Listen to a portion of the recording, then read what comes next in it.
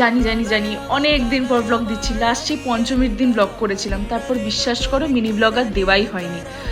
College শুরু হয়ে গেছিলো পুজোর ছুটির পরেই, আর আমাদের ছিল সিএট্রি এক্সাম, তাই আমরা সবাই মিলে পরীক্ষা দিলাম। আর সিএট্রি এক্সামের টাইমে তো শুধুই এক্সাম হয়। তাড়াতাড়ি পরীক্ষা দিয়ে যখন আমি স্টেশনে গিয়ে দেখি প্রচণ্ড বৃষ্টি হচ্ছে। তারপর আর কি, যেহেতু বৃষ্টি হচ্ছে তাই ট্রেনটাও লেট ছিল। আর বিশ্বাস করো এত ফাঁকা ট্রেন আমি জেনুইনলি দেখিনি, অনেক দিন পর দেখলাম।